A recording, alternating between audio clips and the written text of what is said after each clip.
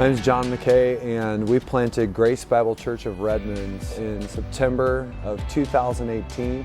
And it's just been amazing to watch God's hand at work. And one of the coolest things about our church and the way it was planted is just the collaboration between different gospel-centered organizations and networks that are committed and have the vision of churches planting churches.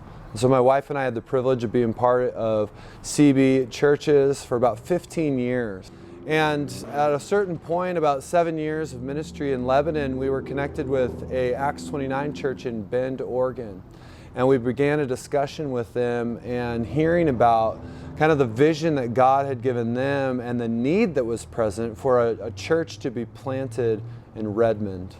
And so through the collaboration of the elders in Lebanon at LFB and the elders at Grace Bible Church of Bend, we began to discern together as two united churches whether or not God would be leading us to plant a church in Redmond. And so fast forward to 2020, it's just been amazing to see all that God has done in the last few years. One of my favorite things about CB Northwest and Acts 29 when I think about church planting is the shared vision of churches planting churches. And so as we were sent not only from a CB Northwest church to plant Grace Bible Church of Redmond, but also the primary sending church, GBC Bend, who is part of Acts 29, it just was an easy transition for my wife and I to just, it's shared vision. It's a desire and a heart to see churches multiplying, to reproducing themselves, churches planting churches. And so it's been a joy for us to use that experience and to partner with Acts 29 as we've planted this church.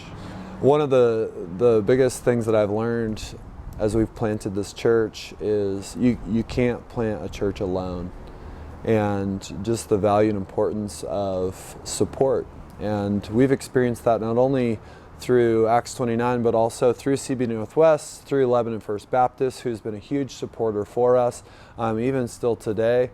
And just the need for those connections, relationships, financial backers, other churches, network, denomination, different groups that have that shared vision to support you.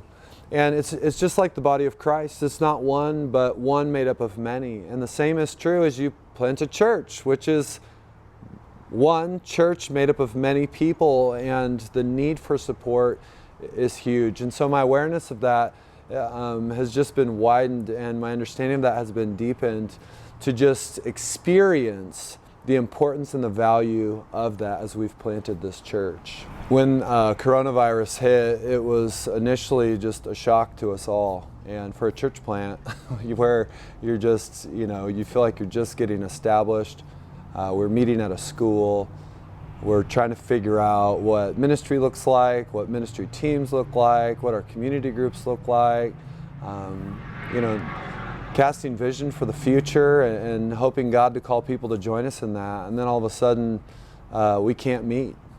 And we have to figure out how to go online and to do virtual church services and help people feel connected. And it's just been, it's been challenging for all of us.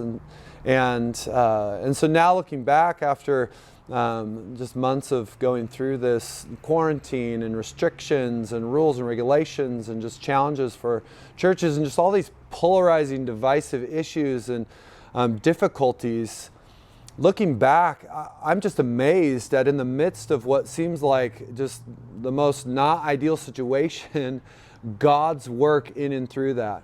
Whilst for some people it's divisive and some people have left, for so many others, and I'd say the majority of people in our church, it has just raised commitment levels and desire to serve and to be a part of what God's doing. And so I'm so thankful for that as we just navigate the roller coaster ride that has been COVID-19. And as we look forward, just praying that God would use this for His glory and allow us to trust Him, even though it seems like, God, how are you going to work through this?